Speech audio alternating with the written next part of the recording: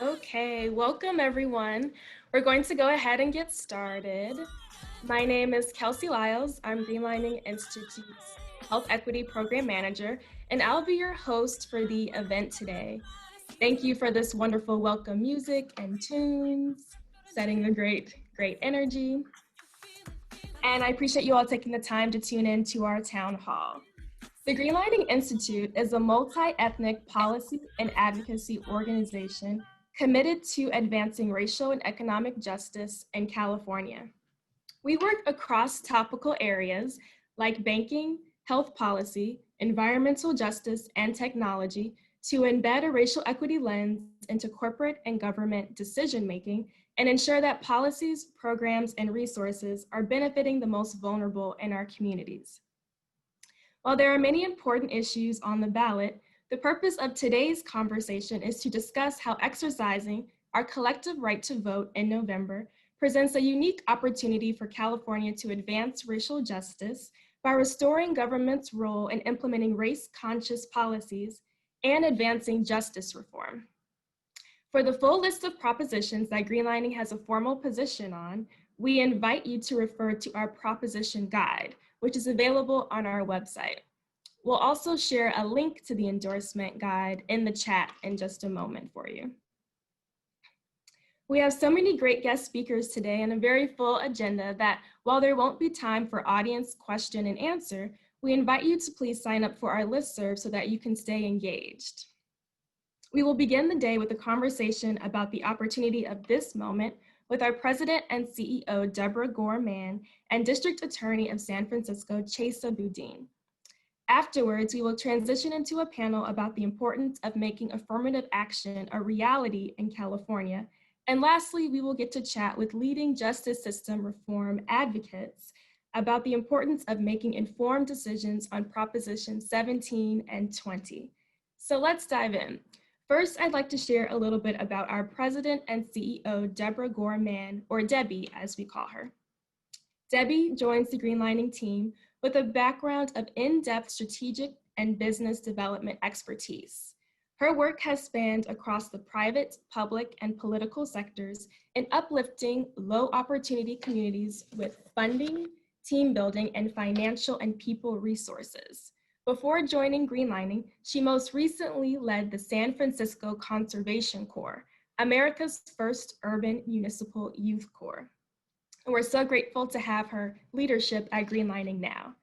I would now like to invite Debbie and our guest, Chesa Boudin, to turn on their cameras and unmute their microphones and lead us through a conversation about how justice is on the ballot this November. I'll now turn things over to Debbie. Thank you, Kelsey, for that introduction and getting us started. Welcome, District Attorney Chesa Boudin, to the Town Hall event titled Justice on the Ballot. So I'm very excited to have you at this event because your position and your work directly impacts and represents what justice is in our communities. For the good of the order, if there's anyone at this event who may not know about your march towards equitable justice, please indulge me while I share a bit about your background. Absolutely, thank you for having me. Okay, great. You were elected as the San Francisco District Attorney in the 2019 election. You campaigned on a platform of decarceration and the fundamental observation that tough on crime policies were just not working. The reason I think it's important to hear your voice today is based on your vision that aligns with Greenlining's and many other organizations who have been working to demand racial equity in our society. In particular, I hope I get this right, your vision includes prioritizing healing and reducing harm, remembering victims and the use of restorative justice, recognizing every person's human potential, defining reasonable punishment, and searching for ways that when people who have been incarcerated will ultimately be returned to our communities to live with us, and that those who return do so in a safe, productive, and supportive way. So that's a small amount of information about DA Boudin's vision for a progressive criminal justice system. And also, we are coming out of a month of September, having witnessed, and by the way, each month is like a year, having witnessed the passing away of Ruth Bader Ginsburg, the Supreme Court's feminist icon, Breonna Taylor and the lack of charges against the police officers for her killing, ongoing COVID-19 impact on all of us, and the fact that the pandemic has killed over 112,000 Americans, and a presidential debate where one candidate made comments supporting a white supremacy organization. So I'm excited to engage in a discussion with you now, DA Chesa-Boudin, to get your perspective on the urgency of this moment and our upcoming elections. So first, did I get it mostly right on your reform platform? You did a great job. I think I'm going to tap you to come hit the campaign trail with me in a few years when I'm up for re-election. You really, you nailed it. And I appreciate you giving that introduction and summary, and appreciate the opportunity to speak with all of you today. Well, let's dive right in. The clock is ticking, and we've got so many great panelists to discuss the ballot. So since you were sworn in by Mayor London Breed in January, can you describe your work and the progress you've been making so far? And just a little bit of background, I joined in October as the leadership for Greenlining. So I too have done more leadership in sheltering in than in the actual seat. So I would welcome your perspective on how things are going with the progressive agenda around this movement. Absolutely. Well, I stepped in January to an office that had a solid foundation for reform, but like so much of America's criminal justice system, was failing us in profound ways. And I ran on a campaign of ending mass incarceration, a campaign of addressing racial disparities, and focusing on healing and restoration rather than draconian punishments that we know set people up for failure, even as they tear families and communities apart, with horrific racial disparities in the process. So since I took office, it's been a crazy year. Obviously, COVID-19 has changed everything. The election coming up has a lot of folks on edge, understandably. And we've been trying our best to move forward and fulfill our campaign promises to really radically reform the criminal justice system, even in the midst of all those challenges. So let me give you a few of the highlights of things we've been able to accomplish this year so far. Yes, please do. When COVID-19 hit, San Francisco's jail medical director made very clear that she could not keep the jail population safe from COVID at the existing levels of people who are housed in jail, of people who are incarcerated there. She reached out to me and other justice leaders, and she said, you have to cut the jail population now. And I said, great, that's something I ran on doing. I actually want to close jails. I think we can make our communities safer if we invest in families and people instead of more jails and prisons. So since I took office, we reduced the jail population by approximately 40%. And all the while, crime rates have been falling. Overall crime in San Francisco is down 20% since I took office. All the fearmongers and all the tough on crime Trumpsters that argue if you let anybody out of jail, or if you let them out sooner, crime rates will go up. Well, we've proved them wrong in San Francisco. Crime rates are down, the jail population is down, and we've actually closed one of our county jails in the process. So I'm really proud about that work. The other thing we've done is we've stepped up our support for crime victims in a couple different categories. Obviously, a lot of the racist, tough on crime policies are justified in the name of victims' rights. And yet the criminal justice system actually ignores victims most of the time, tramples on them, treats them as pieces of evidence rather than as people who need to be healed and supported. We've significantly expanded our domestic violence support work, creating several different streams of housing in partnership with many different local businesses to ensure domestic violence victims have a safe place to go and a safe way to get to help when they need it. We've also started treating victims of police violence the same way that other crime victims are treated. We give them access to the same benefits and the same services. We don't want a mother to have to resort to GoFundMe pages to pay for funeral or burial costs just because the person who killed her son was a police officer rather than someone else. We've worked in partnership with Supervisor Shaman Walton on San Francisco's Board of Supervisors to author a resolution that would prohibit San Francisco from hiring law enforcement officers with a known history of serious misconduct. Mm. Right? And we also recognize that one of the main ways in which racism manifests in the daily lives of Black and brown people interacting with the state is the phenomenon known as driving while brown or driving while Black. That police officers in San Francisco for decades and with tremendous amounts of well-documented data have systematically stopped Black and brown drivers and pedestrians at rates far disproportionate to those for people who look like me, and that those stops more often lead to searches than when people like me are stopped. Recognizing that, we implemented a policy that we will no longer be complicit in stop and frisk style policing tactics that violate civil rights. We will decline to file criminal charges stemming from those kinds of pretextual traffic stops. We've also implemented a policy of not prosecuting peaceful protesters because we believe that civil disobedience has played a critical role in the history of change and social change and righteous rage in this country, in the civil rights movement, in the anti-war movement, and in the movement in response to the murder of George Floyd. I was at many of those protests. I refused to prosecute people engaged in peaceful acts of protest. We developed a policy of not calling police officers who we cannot rely on and not putting them on the witness stand. If they have a history of perjury or serious misconduct, we will not rely on their word to prosecute criminal cases any longer. Now, I could keep going. Yeah. Let me just stop with two highlights. And I'll be I have a bunch of questions too, DA Boudin. So two of the things, I'm just going to mention two more things that I'm really proud of. okay. We did right out of the gate is we ended cash bail. Yes, yes. And we created a primary caregiver diversion program because we believe that parents at home with their children make all of us safer than having those parents in jail and the kids home alone. Okay, well, let's jump right into the propositions. You did hit on a lot of the racial disparity and equity issues, but let's just, Prop 16, you know, we are a strong advocate of it so that we can provide programs and employment and education.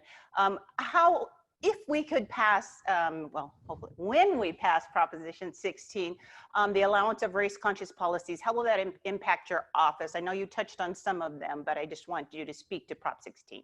Absolutely. Look, the racial disparities we see in the criminal justice system are not limited to policing and prosecution and sentencing. We are the end of the road for so much discrimination throughout our society, for so much systemic white supremacy. And so if we really want to make our communities safer, if we really want to decrease the horrific racial disparities in our jails and prisons, we have to think broader and we have to move upstream. Proposition 16 does exactly that. It's why I'm also supporting it. I was proud to vote yes on Proposition 16. And let's cut to the chase. Proposition 16 allows government to begin to do the work of remedying the centuries of institutionalized legal racism and discrimination going back to slavery in this country. We haven't remedied it, we haven't fixed it, and when we see racism and discrimination in housing, in employment, in education, in healthcare, those problems and the inability because of a Republican-passed proposition in 1996 for government to address that systemic racism actually makes it more likely that people will get arrested, more likely they'll get convicted, and on a path to prison. We want to avoid that. Proposition 16 gives government the tools to fix those wrongs. Thank you. Okay, so those who might be undecided on Prop 17 and 20, so can you share your views on the two citizen-initiated propositions that directly impact the criminal justice system? So 17, which is restoring the voting rights for people convicted of felonies who are on parole, and Prop 20, criminal sentencing and parole and DNA collection. Can you weigh in on those? Absolutely. I'm a big supporter of Proposition 17. I have been since the movement, as you said, the people's movement, the citizen movement, to put it on the ballot. And at the end of the day, this is about restoring our democracy. We look around the country today, we look at what the Trump administration is doing to undermine democracy and democratic practices. Proposition 17 brings us back to our roots of giving people the right to vote and have a say in the government that makes laws that they have to abide by and that controls them. Basically, what Proposition 17 does is allows people who have been released from prison to vote. They've served their time, they've paid their debt, and we are welcoming them home to our communities, and we need them to succeed. We need them to avoid committing a new crime and going back to prison. And to do that, we want them to have a stake. We want them to be full participants in society. Proposition 17 allows them to do that and to be that. Excellent. Okay, so you are part of actually a movement of progressive reform-minded prosecutors who have set a new precedence of elections and platforms. Your peers in the movement, Rachel Rollins, the DA of Suffolk County, which includes Boston, Larry Krasner in Philadelphia, Kim Foxx, Cook County, which includes Chicago. How is that national decarceration movement going? You know, it's going unbelievably well. It's a great thing to be a part of, and it's actually the movement that inspired me to run for district attorney in the first place. I looked around the country when I went to law school, and I knew I wanted to fight to end mass incarceration, and that's why I became a public defender at the time. But in the last 5 years, we have seen people like the ones you mentioned step up and win elections to lead district attorneys' offices on a vision of public safety that recognizes we are safer when our communities are strong. We are healthier when we actually protect and heal victims instead of just treat them as pieces of evidence. That prison is not the first solution to so many of our social problems, and it has been treated that way for too long. I am excited to be part of this movement. We are building momentum every single election cycle. We see more people win in Portland and in Boston and across Texas and even in Mississippi. People running on platforms committed to decreasing our reliance on jails and prisons are winning races. And we're winning races and we're building unity, and we are showing through hard work that our policies actually make us safer, save money, and treat people, whether accused of crimes or victims of crimes, with the dignity that we all expect and deserve. Yeah, and this is not without a battle. I mean, you're going up against a lot of institutional entities and long-standing traditions. So can you share your views a bit around reform versus dismantling policing and the desire of the community to defund the police? Can you just share with us a bit of that conversation? And let me just put a shameless plug in. You have a podcast where you had Angela Davis speak in depth about this. So we can talk about your podcast as well. But can you talk about that distinction of reform versus dismantling and defunding the police, who in effect is a really close partner of yours in this criminal, I say in parentheses, justice system? Exactly, Debbie. No, well said. And these are complicated issues. I'll shamelessly put in a plug since you prompted me. Chasing Justice is the name of our podcast. Okay, was that intentional, and chasing justice? I thought that was pretty clever. I got to give credit to Rachel Marshall, my co-host, for coming up with the title. She's great. We have wonderful guests: James Foreman, Angela Davis, Rachel Rollins, and others. It's personal. It's political. We take a deep dive into a lot of these complicated policy issues and reform issues. We talk about the movement, and definitely check it out, Chasing Justice. We just finished our first season.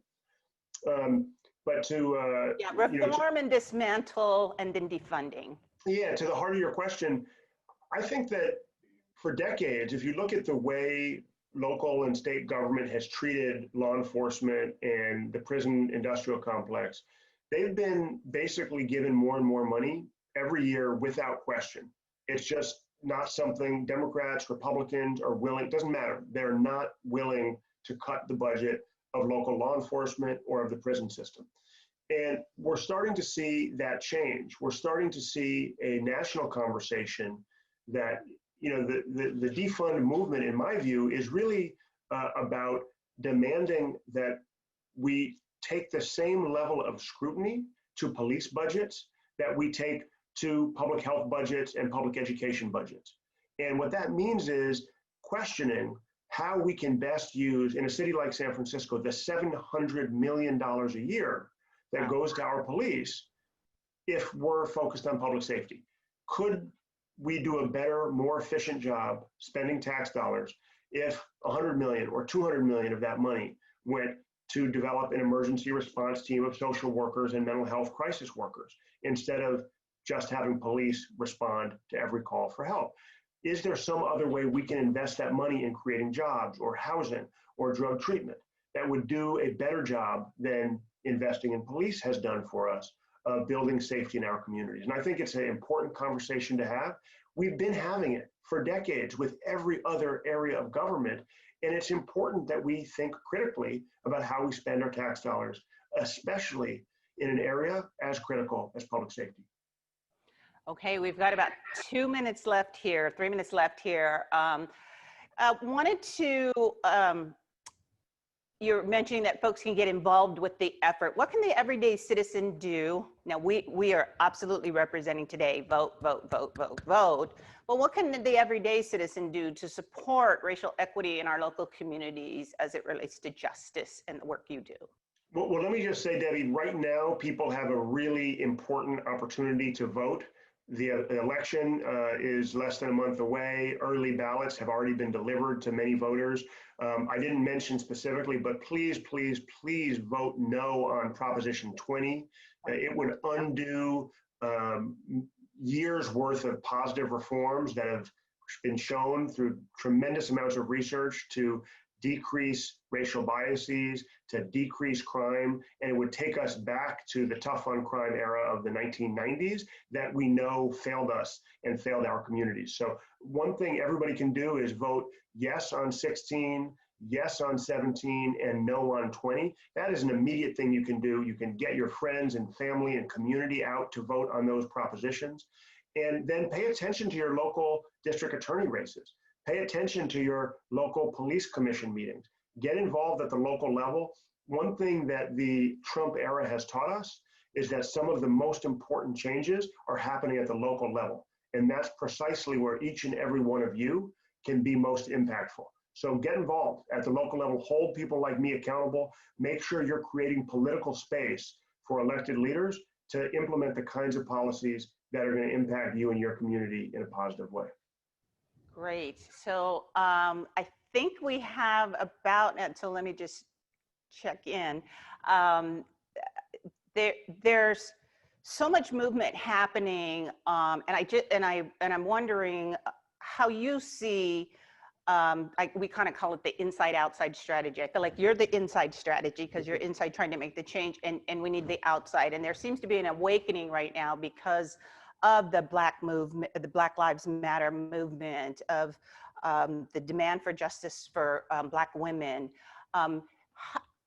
The awakening that's happening right now, how can we take advantage and make sure that it's just not a moment and that it's a movement that makes a change?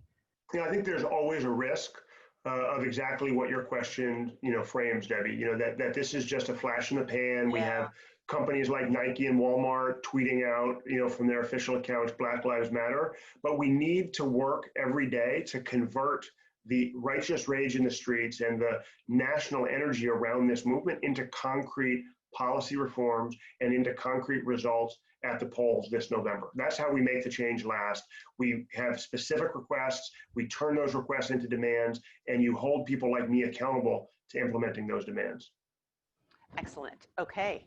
I think we are at the end of our time, and I really appreciate the conversation and the ability for us to really encourage people to enact the policies that you need to use as an insider, and that we as at Greenlining, we have both an inside and an outside position to help us create the change for communities of color and for women. So thank you again for your time, and we will send it back over to Kelsey. Thank you. Have a great day, Debbie. Take care. All right. Bye-bye.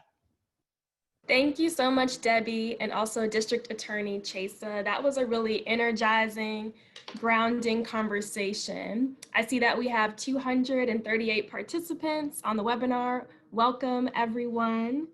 I wrote down from that last conversation, investing in families and people, not jails and prisons. I feel like that was the tagline.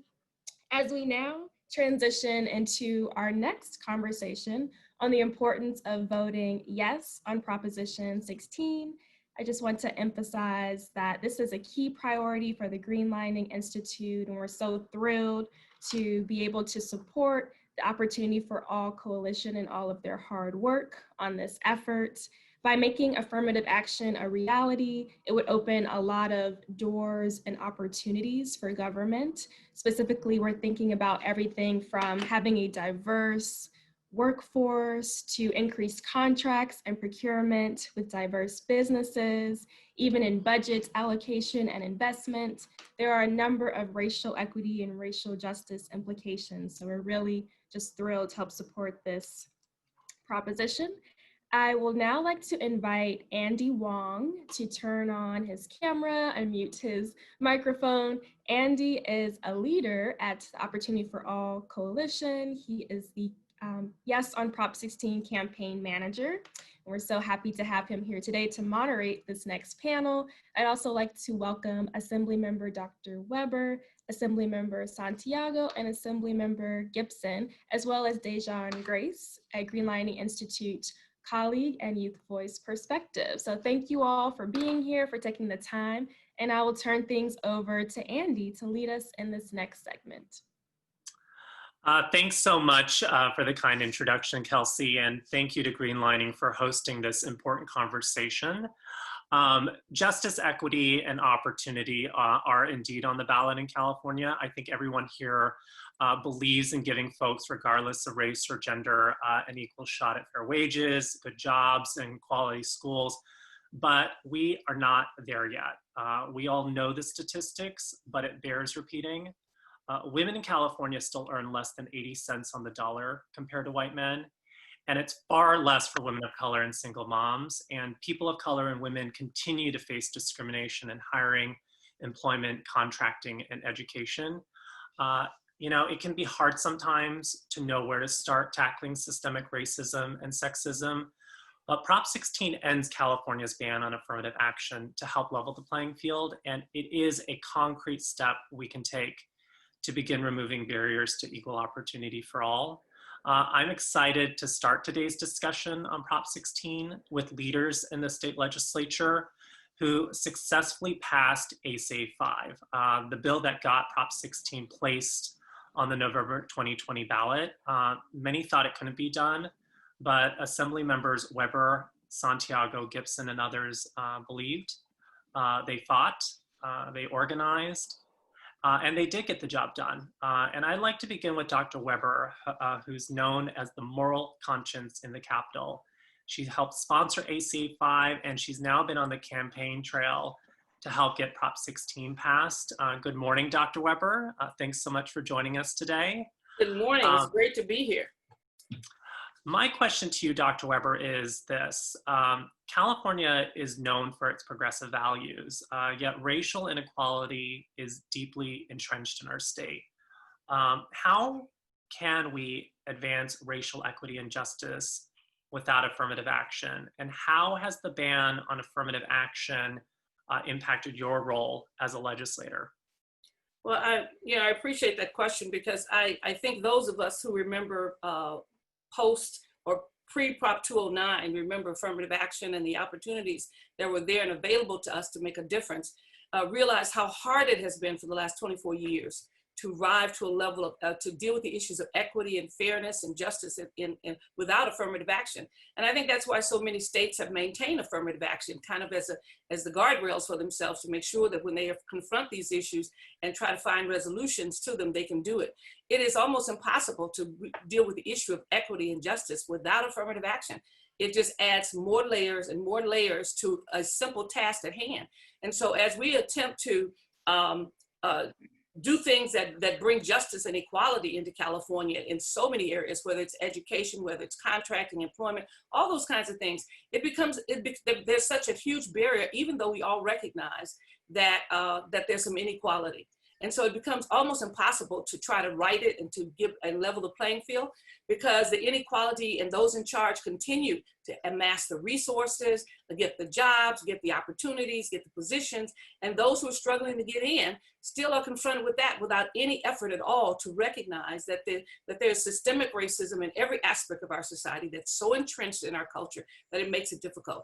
I've had difficulty just trying to get things done when I know there's a problem, like educating kids, kids who are left behind, oftentimes because of how the system is structured, the racism that's there. And so as I try to target, say, for instance, African-American males or poor Black kids at the bottom, I have to go through so many other steps. I have to make sure you have to use zip codes. And sometimes that doesn't work. Most of the time it doesn't. Then we have to talk about poverty. Then we have to talk about this. And by the time you layer all these things as how you're going to try to get to these kids, you still miss many of them because those are often not the variables that impact them. And so every time we get ready to do something that's targeted, like I did with the $300 million to help these kids who are perpetually failing, I'm confronted with the attorneys. Oh, you can't do that. Prop 209 says you can. You can't have a special program, even though you know you have a problem. You can't solve the problem. And so that's been the ongoing challenge. How do you deal with equity? Equity is talking about giving people what they need, not just giving everybody the same thing. And at the end, bringing everybody up to the same level. It's almost an impossible task and a long, difficult road. Doctor, I really appreciate that. And, one thing that I think is very revealing in terms of your response is that there's often this misnomer that affirmative action is simply about higher ed admissions. And it really is not just about college admissions. It's about its impacts are far ranging, and they include impacts at the K-12 level. I work in an organization, in addition to managing the Prop 16 campaign, I work in an organization called the Education Trust West, and we've been really focused on the K-12 as well as higher education. And we know that the ban on affirmative action has impacts at the K-12 level that you mentioned. So for instance, the state legislature can't invest resources in terms of diversifying our educator workforce and bringing in more teachers of color because, as you noted, that might be a Prop 209 violation.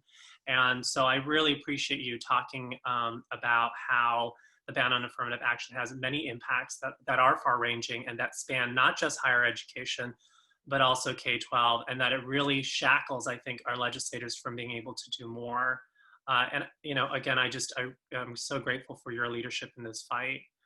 My next question is to Assemblymember Santiago. As you noted previously, we are in desperate times.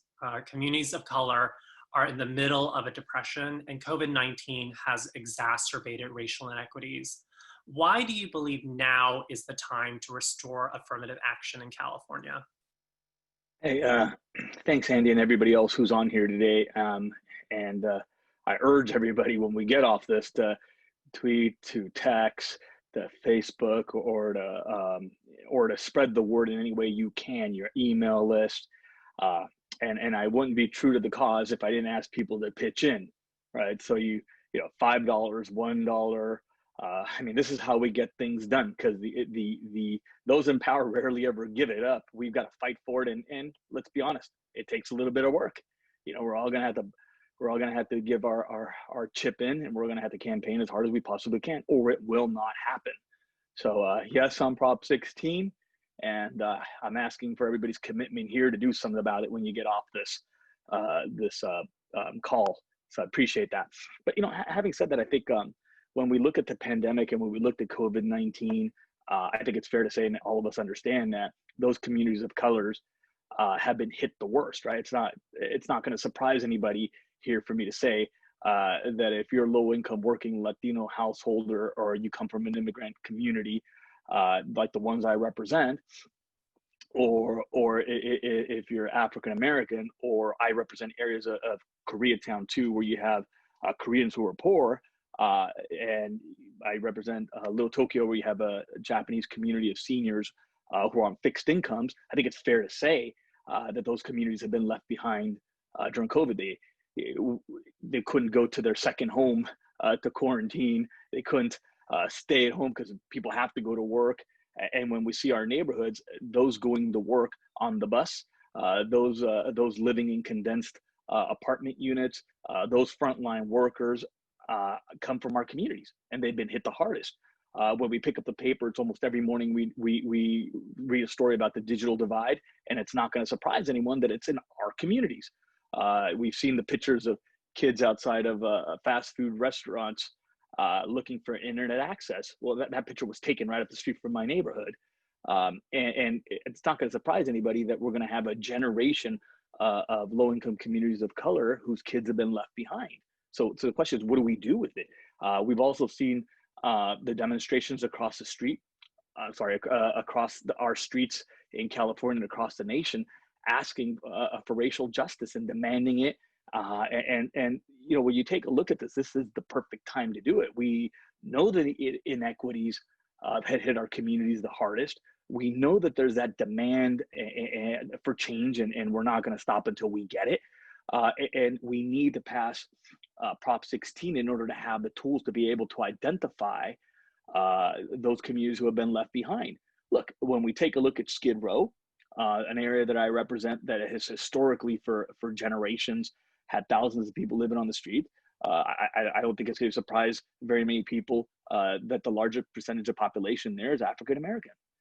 But when you take a look at some of the other areas I represent, those who have been unable to pay the rent, those who have landed on the streets, those who lost their jobs, who are living in cars, take a look at some of those communities, they're Latino folks who are out there sleeping in cars. We need to be able to say, look, these populations of people have been left behind, and we can do something about it because we know what the data tells us. We know that we can pass legislation or advance monies in these areas to address these very particular populations. And I think I'll piggyback on what Dr. Weber had said. We don't want to have to put 15 layers of disciplines and policy just to get to that small percentage. Here's my little kid right here, to get to that small percentage of population that we're trying to address. What we're going to want to be able to say is, we know that I'll speak for my community like others will speak for theirs. We know that a large generation of Latinos have not been able to get on the internet, have not been able to be adequately educated, are going to be left behind, and we need to address this issue. We know that there's a certain population a certain population in this culture who has been left behind. Let's put some monies behind it. We can't do that right now because under Prop 209, you can't use race, gender, or any other being of that person to be able to address those issues. But yeah, that's my little kid. He's a dad. He gets into all this stuff. He's hardcore. And look, and I think I appreciate Andy. So Yeah. Almost done, baby. Almost done. We go out and do exercises in the middle of the day. So he's in a Zoom. He's on a Zoom classroom as he comes back. Look, it's not just about college admissions. It's also about government contracts, and that's critical because that's where the wealth is at. And it's also about state employment. And I've said this before.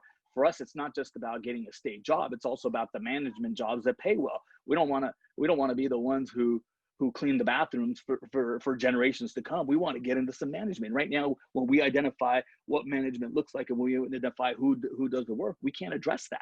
It was, but we definitely need to pass Prop 16. And Andy, thank you for giving me the opportunity to spend a little bit of time with you folks. But I can't urge you enough to get engaged, to do something about it, to be active, to pick up a phone, to join a phone bank, or do whatever you can. $5. I challenge everybody on this call right now. Get on, chip in your $5 and get 5 friends to do $5. It ain't that hard. Let's do this. Assemblymember Santiago, we so appreciate your energy and enthusiasm for this fight. You happen to be among our most active campaign surrogates, and we can't thank you enough for your leadership. And, you know, it's interesting, you know, in your response, you talk about the other areas that Prop 16 would impact, including public hiring and employment and government contracting. And those are really, really key areas that have lots and lots of implications for people of color and women. You know, with respect to government contracting, we know that $1 billion is lost annually for women and minority-owned businesses because of this ban on affirmative action. Just imagine all the wealth that could be going into our communities to help close the racial and gender wealth gap. And because of this ban on affirmative action, that gap continues to widen. And similarly, with respect to public employment, you know, our educator workforce, our healthcare workforce, our first responder workforce don't reflect the diversity of our state. And just imagine all the implications when students don't have teachers that look like themselves, when first responders aren't able to engage with communities in a linguistically or culturally competent fashion, or when you have shortages of doctors of color, you know, how does that affect public health as it relates to communities of color? I mean, the impacts are really vast, and I appreciate you, Assembly Member, for laying that all out there. And I'll just say the last thing, we do the same work. It should be outraged. We should be outraged that a woman makes 80 cents on the dollar that a male makes. And if you're a woman of color, I mean, you could be looking at 60 to 43 cents compared to a male white counterpart for the exact same work. That's right. That's right. It is appalling and it's shameful, and we need to do something about it. So why don't we move on to Assemblymember Gibson. Assemblymember, good morning. My question to you is this: the ban on affirmative action has impacted an entire generation of Black and Brown students, workers, and businesses. What potential do you see Prop 16 in helping us reimagine equal opportunity in California? Well, first of all, let me say thank you very much to all that's on the call. And Andy, thank you very much. And my colleagues, Dr. Weber, and also Miguel. It's great seeing you and hearing from you. I want to thank you guys for Greenlining, for putting us all together. To answer your question directly, the passage of Proposition 16 will help us reimagine equal opportunity in our state by restoring the California's dream of equal opportunity, not for some, but for all. We must do everything that we can to level the playing field, because the playing field, Andy, is not level, Ashley. And when you look at 25 years ago, when people in California were sold a bill of goods, we were, in the words of Malcolm X, we were bamboozled, we were hoodwinked, we were led astray. People were going to the polls and voting and thinking that they were going to strengthen affirmative action in California. But when the final analysis, it was the absolute opposite of what people thought. And so we have an opportunity, Brother Grace, we have an opportunity to change the dynamic, to change the paradigm. When you have rich people writing large checks, who have the ability to write checks, to get their kids into affluent schools, and to really make a mockery. This is the reason why we need to roll back 209.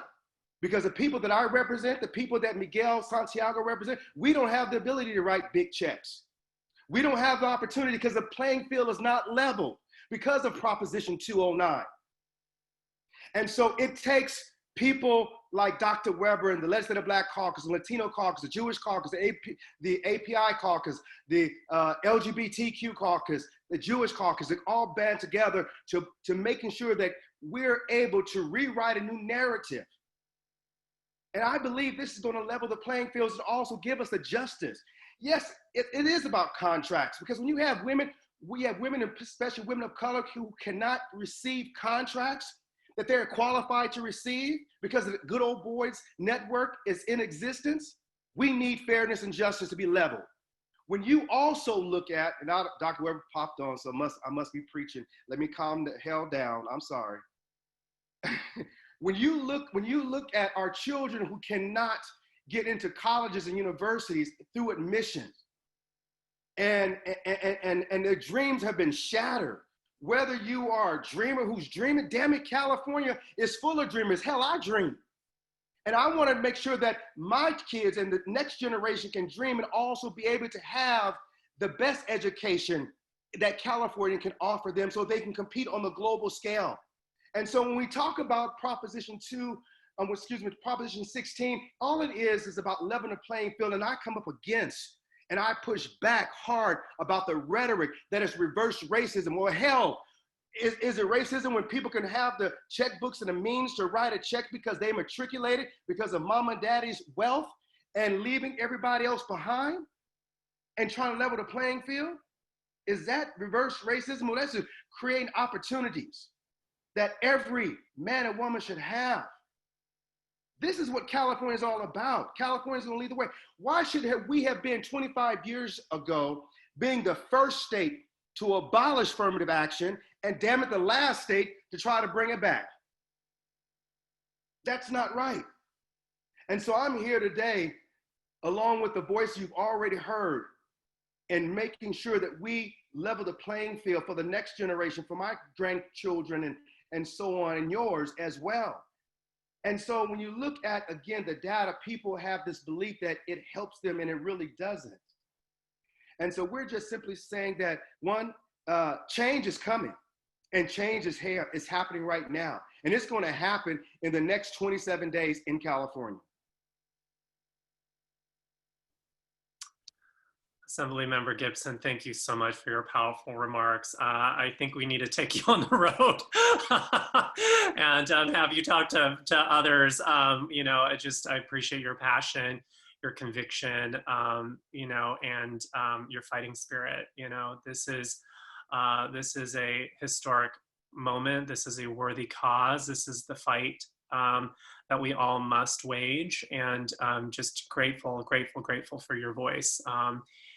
Why don't we, I'd love to circle back to Dr. Weber, because, you know, as we're talking about this notion of reimagining equal opportunity, I would love to get your take, Dr. Weber, on what potential policy developments do you foresee if Prop 16 passes, or you would wish to explore yourself? You know, when we pass Prop 16, what do you see are some of the potential policies that you would fight for, you know, in the wake of its passage? Well, I think the first thing we have to do, as always, is make sure that the education that our kids are receiving is one of quality, that we do all we can to bolster that system, that we are able to do what we want to do, which is outreach and find teachers who look like the students and actually develop a program to accomplish that. You know, it's been a long time since we've had the kind of outreach necessary. When I was on the school board before 2009, we used to travel to Black colleges and recruit students right out of Black colleges, because we knew we'd get good students who had great education, but also great passion.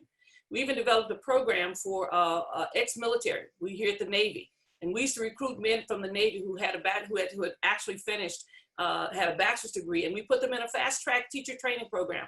And those men have served for over 20 years now in the district. And they were African-American males, because we wanted them in our classrooms for young men to see them and to do those things. So there's so many things that we're missing. We hope through through AB 3121, the reparations bill, that we can actually demonstrate in that bill just how deep and pervasive racism is, because people don't act like they don't understand the impact that it has. And for years, the kind of racism that has existed in terms of housing and employment and education and how our communities are developed, all that stuff has existed and has consequences. And we hope to demonstrate those consequences, because then people can begin to understand why it's so important to level the playing field. That, you know, that you're constantly running uphill while everybody else is running straight. And people wonder why you can't go faster, you know, while you're running uphill. And that becomes important for people to understand. And so I'm looking forward to us being able to structure programs that we've had in the past to encourage women in business, to assist them on how to apply for business licenses. And I've seen in some districts where people wanted an insurance for one of the school districts, and they pulled together all the minority and women insurance companies, and they formed a huge group that then provided insurance for Linwood's school district. I mean, there were so many things that you can do to help level the playing field, to give people an opportunity and a choice.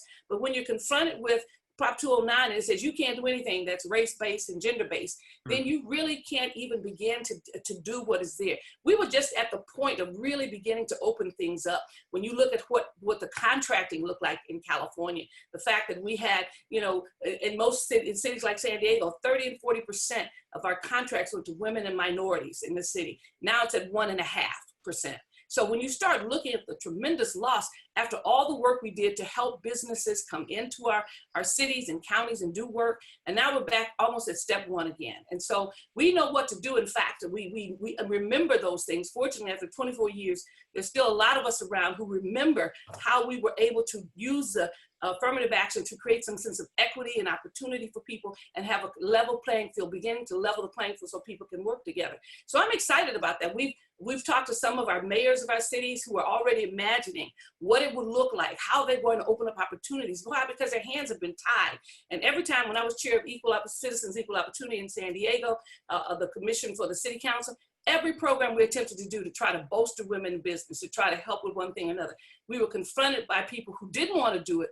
Oh, that's a violation of Prop 209. We'll get sued, will this, will that. And so what happens is that the fear of that basically allowed those who didn't want to do it in the first place to have an excuse to not do it because they said it would take so long and so difficult. So I'm excited because I think there are a whole lot of things that we can open up. Housing issues, home ownership issues that we can target for folks who've been left behind to begin to do that. But you have to have the ability to do it. Otherwise, most of our programs will fall flat because we have to use all these other algorithms to try to figure out how to get to people who need it. And generally we'll get to a few, but we won't get to enough. And so I'm excited about it. It's interesting that our universities, people talk about that, University of California, the Cal State University, community colleges, all of their boards have approved Prop 16 because they know how much energy and time they have put in just to begin to have some sense of equity. And they realize that California needs a diverse workforce if we're going to accomplish anything. We can't keep importing people from other countries to come in and take the jobs here. We have to begin to educate our own children. And we know that we're falling short in terms of the number of BAs we need and so forth and so on. And that's going to come from the diverse population because that's the growing population. And so we have, so all of our institutions have said, yes, this is something we want to do. Our major cities, mayors, and others have said, yes, this is something we need to do because they are the ones in the trenches and they know how difficult it is to try to create equal opportunity and access, how difficult it is to try to help their constituents work and be active in things, how difficult it is to get our kids in schools and get them apprenticeships and programs that they've been left out of.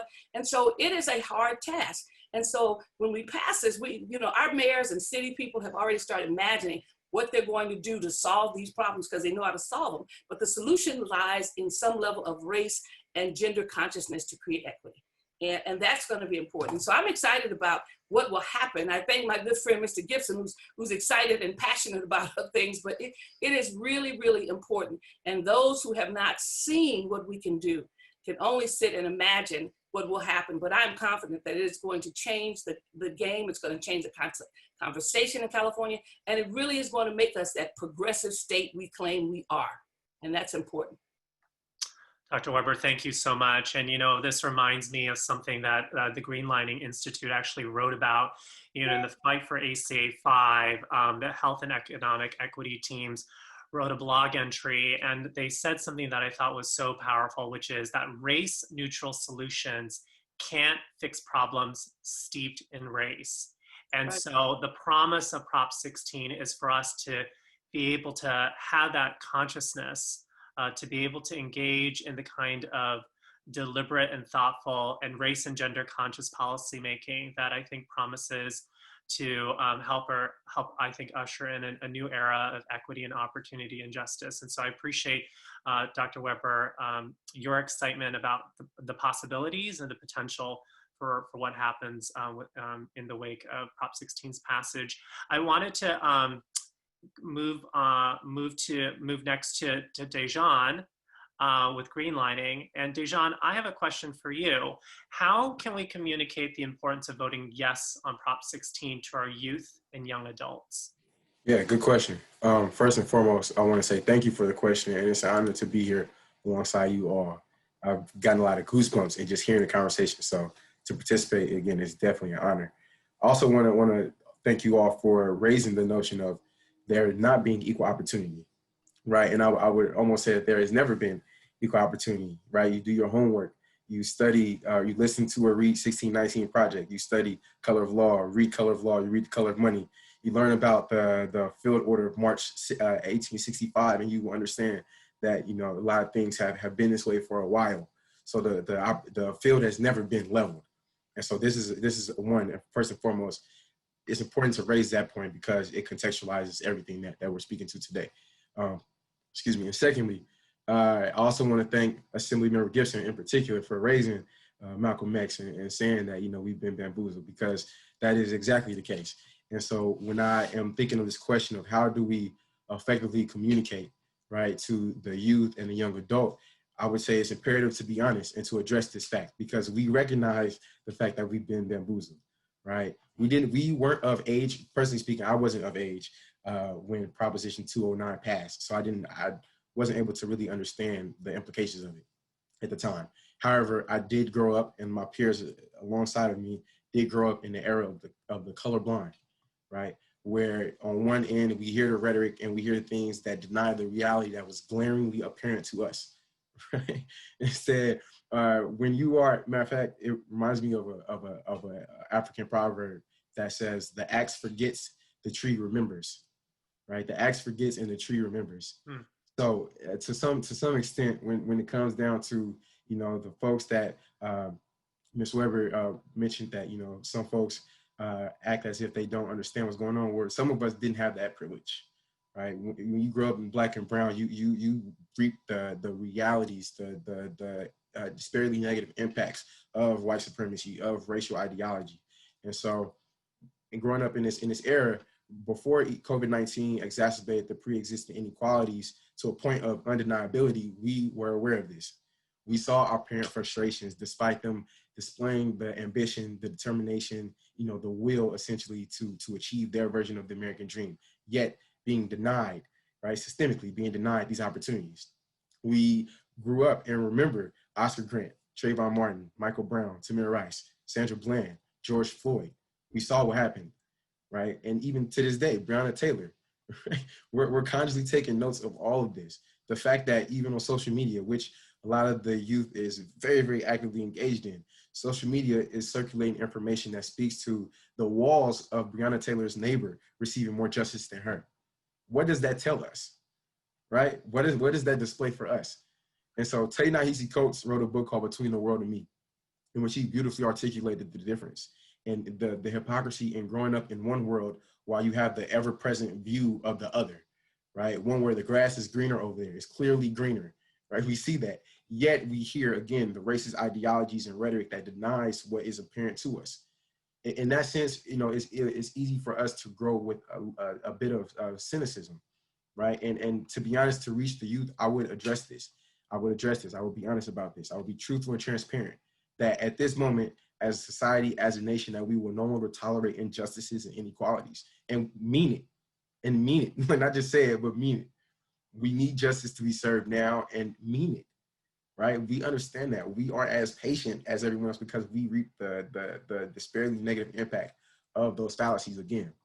So it will also raise the point that what brought us to this point of unfathomable and inhumane inequalities are the compounding effects of the racially charged policies that served white supremacy ideologies, which Prop 209 keeps intact.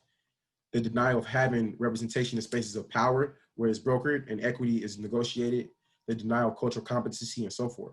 So if you want to have a place, a city, a state where, you know, the intentions actually match the impact, where we see the changes that we want made, it starts with Proposition 16. It starts with yes on Proposition 16.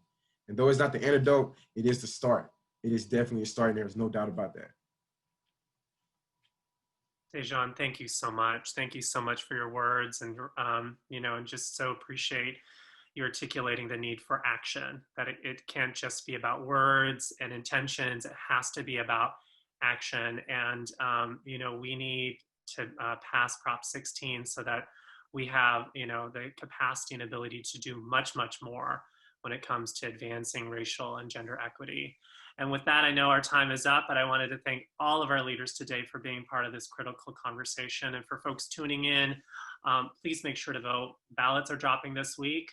Start filling them out, start putting them in your mailbox. And please, please, please join the fight for Prop 16. To learn more, to sign up, to get involved, go to voteyesonprop16.org. Again, that's voteyesonprop16.org. Again, thank you so much, everyone, for being part of this conversation. And let's do this. Thank you. Thank you so much, Andy and Assembly members, for that energizing conversation. At Greenlining, we are acting as if Prop 16 is going to pass. So we look forward to following up with you, Andy, and the members on our implementation ideas. For example, we are interested in pursuing the creation of a statewide Office of Racial Equity in the executive branch here in California that would be responsible for overseeing racial equity action plans for departments.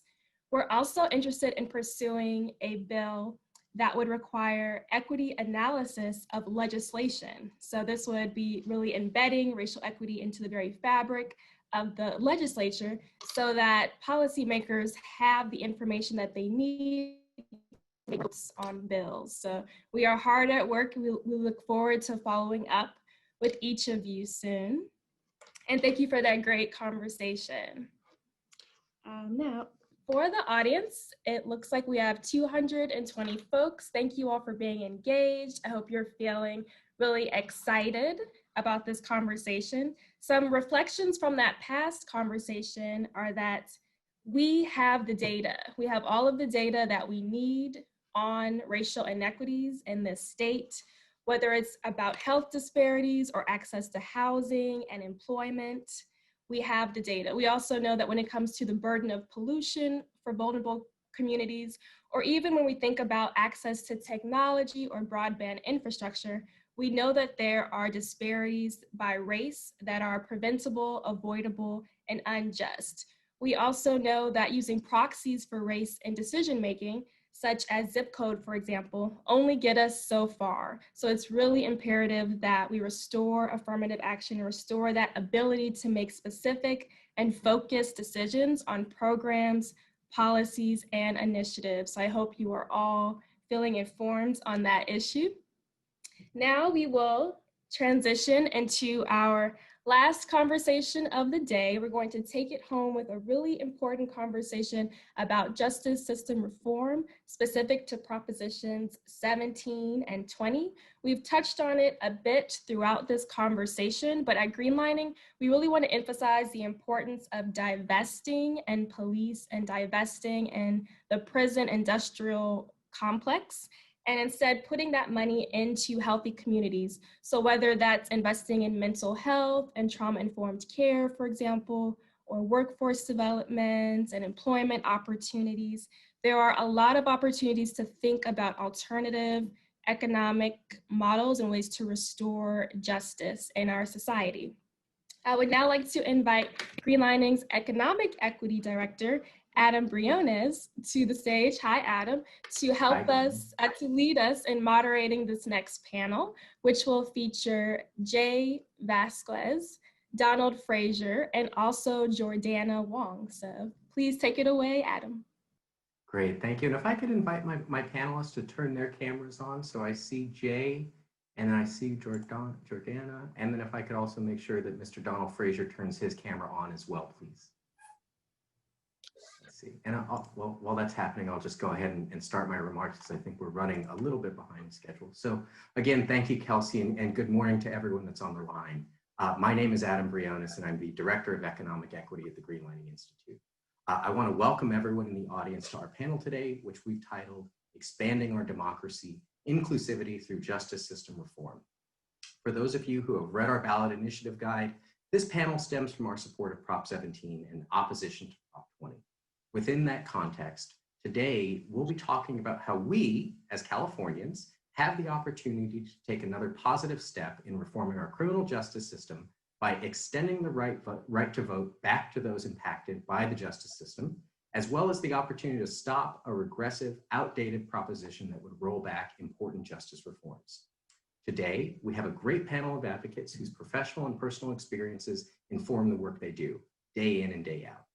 Speaking personally, I'm extraordinarily proud to be sharing the stage with these three individuals, doing some of the most important and impactful work for our communities here in California. And it's with profound gratitude for that work that we welcome them to our event today. First, I want to welcome Jay Vasquez. Jay is the Participatory Defense and Policy Coordinator at Communities United for Restorative Youth Justice. At 16, Jay was processed through adult court and served 25 years in state prison. Currently disenfranchised, Jay is a member of the Free the Vote 2020 Coalition, which is working to restore the right to people to vote for people on parole in California, and the No on Prop 20 statewide coalition. Jay is an alumni of the Willie J. Brown Jr. Fellowship and an alumni of the formerly incarcerated Convicted People and Families Movement Organizing Fellowship. Jay is currently in his senior year at SF State University, where he is majoring in sociology and minoring in criminal justice reform. Welcome, Jay. Next, I'd like to give a warm welcome to Jordana Wong Omshehi. Jordana is a multiracial, system-impacted advocate, survivor, and creative. She serves as the Public Policy Associate for Starting Over, Inc., a community-based organization in Riverside, California, that practices holistic reentry and advocacy led by system-impacted people. There, she organizes for state and local change to further the rights of those impacted by the carceral system. Jordana is also a part of a community working group advocating for the liberation and protection of incarcerated folks in Riverside County during the COVID-19 pandemic. Jordana holds a BA with honors in political science with a focus on public service from UC Riverside. Welcome, Jordana. Lastly, it is my great honor to welcome Mr. Donald Frazier to our panel. Donald is the Executive Director at Building Opportunities for Self-Sufficiency, or BOSS, which is an organization whose mission is to provide housing for individuals with severe and persistent mental illness and further develop solutions to end mass homelessness, mass incarceration, and community violence. For more than 20 years, Donald has been a leader in the nonprofit management sector. Born in Cabrini Green housing projects in Chicago, his formative years were immersed in experiences and observations of concentrated and persistent poverty, inequitable economic conditions, and inequitable health outcomes. These experiences informed his life and his work and provided a foundation to further develop solutions to change the narrative and trajectory of individuals, families, and communities. Welcome, Donald. Before we start our panel discussion, I want to end my opening remarks by sharing 3 points on why Greenlining decided to focus on Propositions 17 and 20 specifically, and justice reform generally, for one of our 2 panels today. First, Greenlining is an organization committed to removing barriers to opportunity for people of color. Day in and day out, we work to remove barriers to economic dignity, barriers to health, barriers to technology access, and barriers to clean air and water. To be frank, this issue is so important to us because a person can face no bigger barrier to opportunity than not having the right to vote. Second, as policy advocates, we cannot hope to have a state that allocates money and resources fairly when we imprison far too many people and spend far too much money in doing so. Really quickly, just to share a few facts, the state of California spends roughly $50 billion annually on law enforcement and the criminal legal system and incarceration. This is about as much as we spend on the entire K-12 system annually. Unfortunately, those funds spent to imprison and police primarily go towards imprisoning and policing Black and brown communities. In California, our progressive, deep blue state imprisons Black men at a rate 10 times greater than white men. And despite making up only 6% of the state's population, African Americans make up 30% of the prison population. Latinos are also overrepresented in our prisons, where we make up about 45% of the prison population compared to about 36% of the state population. Third, and finally, as Fannie Lou Hamer said, nobody is free until everybody is free. Greenlining, as a multiracial, multi-ethnic organization that believes that none of our communities will have justice until all of our communities have justice. As an organization that is led by, staffed by, and serves people of color, this is an issue that is personal to me and all of my colleagues. So we're very grateful to all of our panelists and to you in the audience for being here today. And with that, I'd like to turn to Jay for our first question. Jay, can you tell us about the work that you do on Propositions 17 and 20 and what people need to know about them and why 17 and 20 are so important to you and your organization? Yeah, thank you, Adam. Well, like you mentioned, I work with different grassroots organizations throughout California, working in coalition to primarily pass 17 and to defeat 20. And so, as a formerly incarcerated person and currently disenfranchised, the 2 propositions on the ballot, they're personally meaningful to me. Prop 17 would restore voting rights to 57,000 Californians on parole, such as myself. And Prop 20, which is nothing more than a prison spending scam. This is more than just a criminal justice issue. This is a racial justice issue. 3 out of 4 people in California State Prison is a person of color, So when we talk about like felon disenfranchisement, what we're really talking about is suppressing the votes of Black and brown people. Because when we look at the argument for why we have such systems in place, they really don't make much sense other than voter suppression for communities of color. First, parole is not simply prison on the streets. It's not a continuation of a person's sentence. I know the California Supreme Court has said that parole is not the part of the punishment phase. It's part of the reintegration phase. 19 other states and the District of Columbia already allow people on parole to vote. And in those states, they all have lower recidivism rates than California. And so, when we talk about safety for our community, when we allow people on parole to vote, it gives them a stake in their community. And when they feel more part of their community, they're less likely to commit crimes. These are people that have served their time. Their time is served, right? And they just want to start over. I pay taxes. I volunteer in my community. I work full time. I go to school full time. And yet, it is a crime. It is a crime for me to vote. Voter inclusiveness, it makes our democracy stronger. In a so-called progressive state like California, I wonder why felon disenfranchisement is still an issue. It's still an issue here in California when 19 other states have already allowed people on parole to vote. There are people sitting in county jail. What makes it more confusing is that in California, people on probation, which is part of a person's sentence, they are allowed to vote. There are people sitting in county jail right now that can vote, and here I am out in the free community, working, paying taxes, and yet my voice is silenced.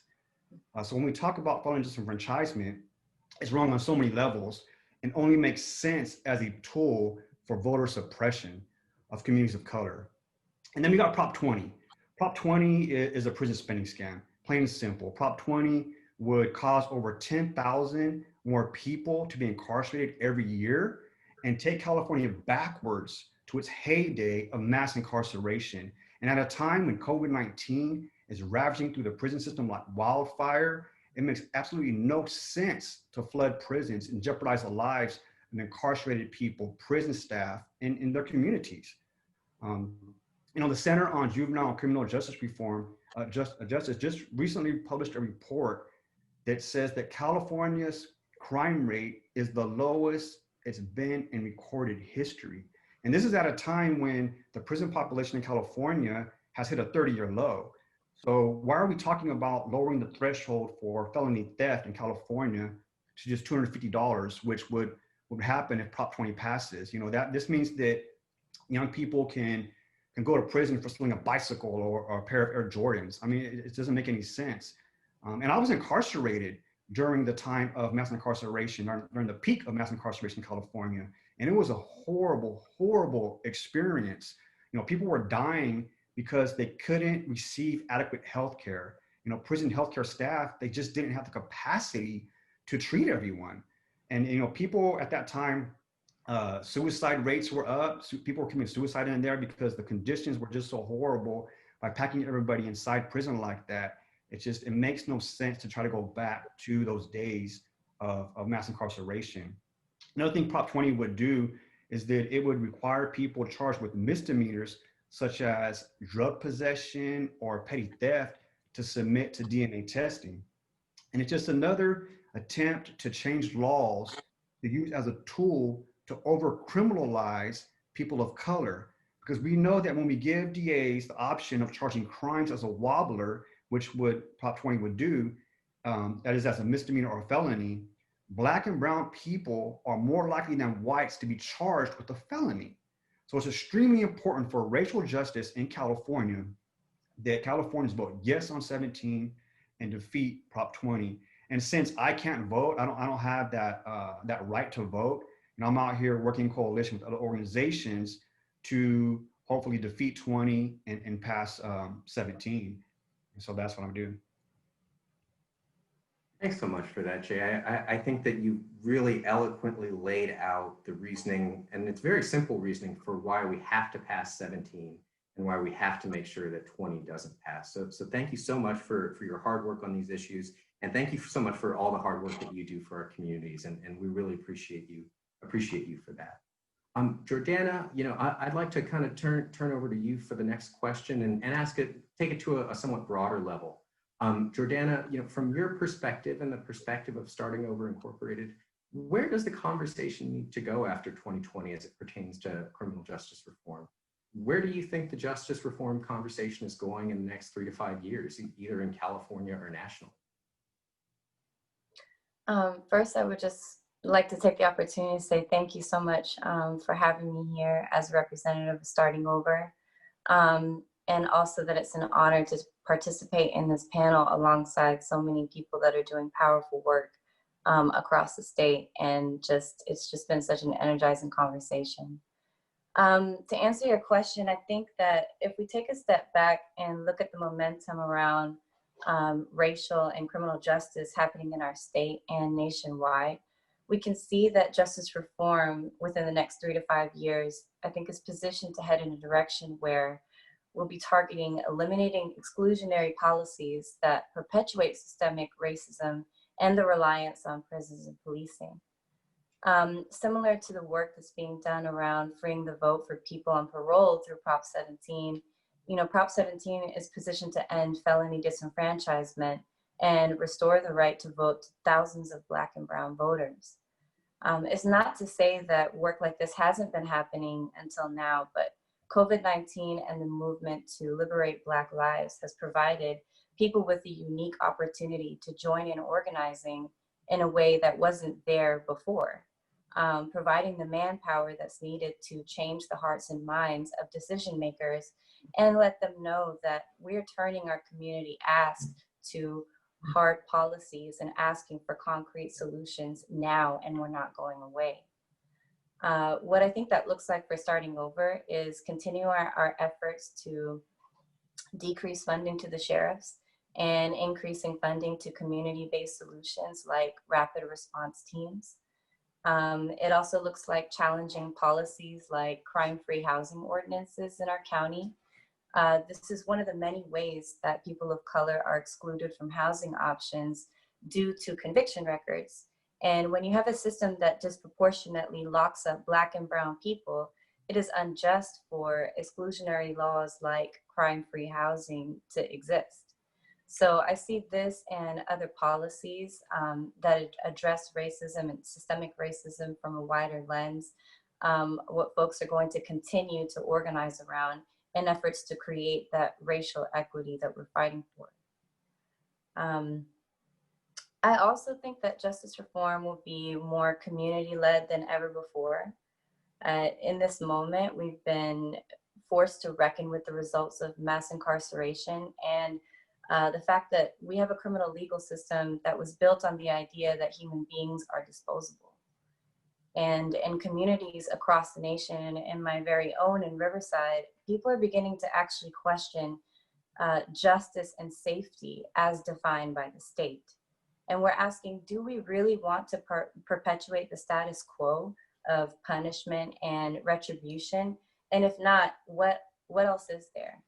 What else can we do? So we're having conversations and teach-ins about transformative and restorative justice, disability justice, and people are looking towards building something new, something that actually leads to rehabilitation, restoration, and healing.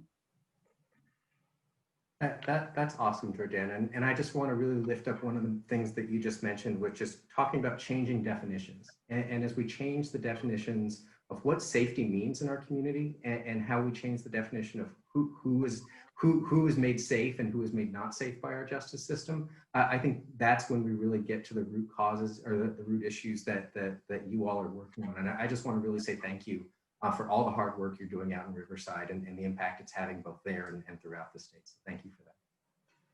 Now, I'd like to transition the conversation from more of the policy level and now to the practice level. And I'd like to turn to Donald. Donald, can you tell us about your work, what it looks like today, and maybe what would be the impact on your organization, BOSS, if these propositions either passed or if they fail? All right, thank you. And good morning, everybody. And thank you, Adam. And distinguished panelists. Pleasure to be here. So again, my name is Donald Frazier. I'm the executive director of BOSS. It's Building Opportunities for Self-Sufficiency. And our geographic footprint is in Berkeley, Oakland, Hayward, and San Leandro, Alameda County. Our mission is to help poor and disabled people achieve health and self-sufficiency. And we also fight against the root causes of poverty and homelessness. And we know that people released from prison are 10 times more likely to be homeless than the general public. And if you're Black or brown, it increases. And if you're facing a lot of the policies that Jordana was talking about, it's even tougher. In addition to the question of, we were talking about, is incarceration the cause of poverty, or is poverty the cause of incarceration?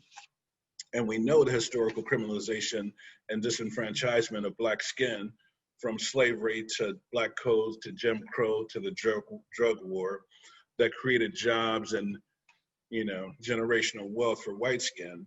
So it's no secret that what we're facing. From a BOSS perspective, our North Star is to eliminate racially based policies that cause systemic inequities. So we develop solutions to mass incarceration, mass homelessness, and community violence with programs and services tailored to meet the needs of our people, the people we serve. And we're dedicated to the inclusion of people marginalized by trauma, incarceration, poverty, racism, sexism, homelessness, and violence. We're also dedicated to meeting the basic human needs while fighting the underlying causes of social, economic, and racial inequity. And we operate a range of programs and services across Alameda County, which include shelter, housing, workforce development, reentry and justice programming, mental health services, peer mentoring, leadership development, and all these programs and services are designed to help people achieve housing, security, gainful employment, social connection, civic engagement, and lasting wellness. So kind of a quick overview of the services that we actually provide. So we have 147 emergency shelter beds, 48 units of permanent supportive housing, and we master lease. We have master lease partnerships with landlords and property owners to place people in permanent housing. And we provide housing navigation and housing retention services as well. In our reentry and neighborhood safety space, we developed 3 neighborhood impact hubs serving the city of Oakland. So Oakland is pretty much ground zero for homelessness, crime, folks returning home from prison, poverty. Oakland is ground zero. So we identified sites in East Oakland and Deep East Oakland, West Oakland, and downtown Oakland, where we're calling it our neighborhood impact hubs. And again, with the highest rates of poverty, violence, crime, and overall inequity.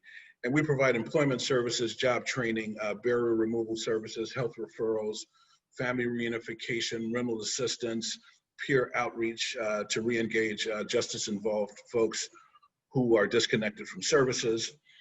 We have reentry housing and our social justice collective, which I'm really excited about. And Tim Smith, our deputy director of reentry and neighborhood safety programs, heads this up. And it's a cohort-based leadership development process with an emphasis on policy reform, organizing, advocacy, and education, where we develop leaders with lived experience to fight social, racial, and economic injustice. And I'll end by saying, 90% of our staff have lived experience in the justice system. And we're proud of that. And as it relates to 17 and 20, these folks have jobs, they have benefits, they have their own homes. Some have their own homes, some are still renters. Nevertheless, they're independent human beings and they deserve a right to vote.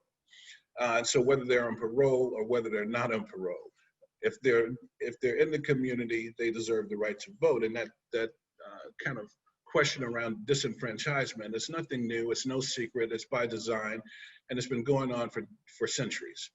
We know that. And as far as 20 is concerned, a lot of survivor rights organizations, victim rights organizations and the general public supports programs and services, not a more harsh, what Prop 20 would bring to the table, would basically eliminate the service structure that we have for people returning home, right? And so we're definitely fighting a good fight against that. And again, a lot of this, I've been in this business for 30 years, and I started back in the 90s when the drug war just got really insane, right? And when the prison population spiked in the 90s, and you know, I was working for an organization where we went inside the prison to provide substance abuse treatment, right? Because somewhere that was the answer, that's where the money was. Whether it was the answer or not, it's irrelevant. The question is, it was a dumb policy that destroyed the lives and generations of human beings in Black and brown communities, and primarily Black communities. And there's no apology for that.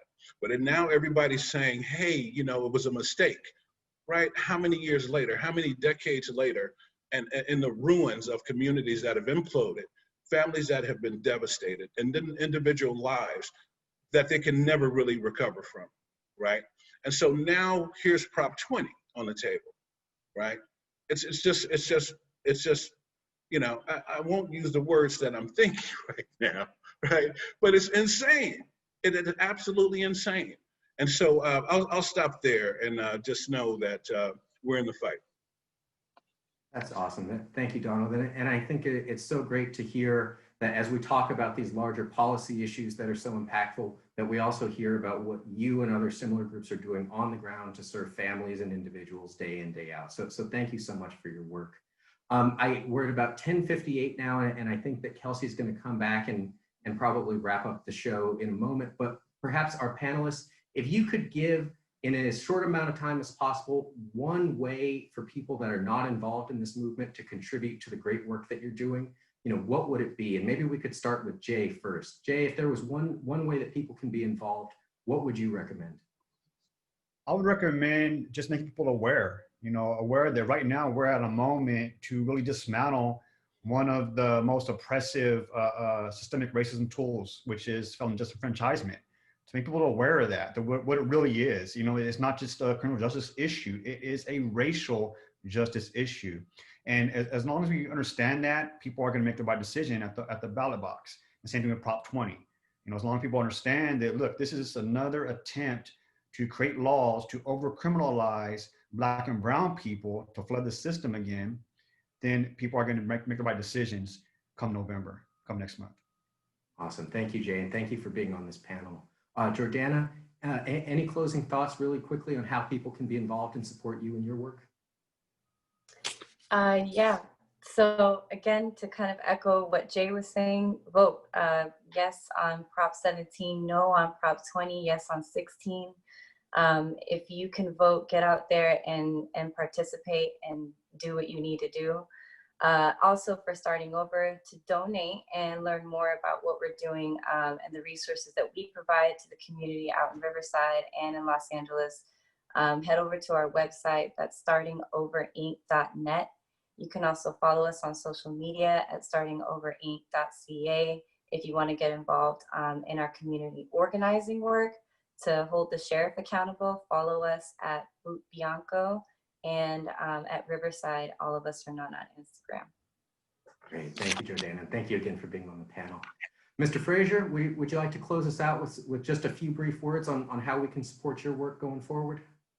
Yeah, absolutely. You know, I think a lot of times folks are eager to support and want to support and just don't know how, and I appreciate the opportunity right now to inform folks. I'll give you a quick example. You know, when the current administration were housing folks that were coming across the border, basically jailing these young people, and still are, quite frankly. And a lot of folks were saying, man, this is ridiculous, and how can I help, right? It's like, pick up the phone, make a phone call, go to a rally, like figure out who's advocating against these ridiculous policies and get involved, right? I'd say, you know, we're training the next force of social justice warriors who are formerly incarcerated. So I'll say, you know, help us support that. Self-Sufficiency.org. Find our social justice page and donate, and help us continue to train the next cohorts of social justice warriors to continue to fight against these wrongs. Thank you. That's amazing. Thank you, Donald. And thank you to Jay and Jordana and everyone that joined us today. I think we're at time, so I'm going to go ahead and hand it back to Kelsey, but this was an excellent conversation. Thank you so much for participating. Thank you.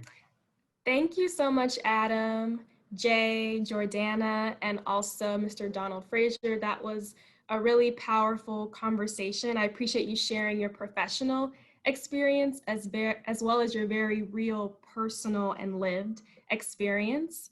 One of my reflections, I think, Jay, you mentioned this, that if we vote yes on Prop 17, that would restore the right to vote for 57,000 folks on parole. That is huge. We cannot stand for systemic voter suppression. And I really hope that to our audience and all the folks who have joined us today, you're feeling empowered to use your right and your privilege to vote to advance racial justice this November. I encourage you all to register to vote, as well as to sign up for our email list at Greenlining so that we can keep in touch and stay engaged. So thank you all for joining, and we will be in touch soon. Have a good day, everyone.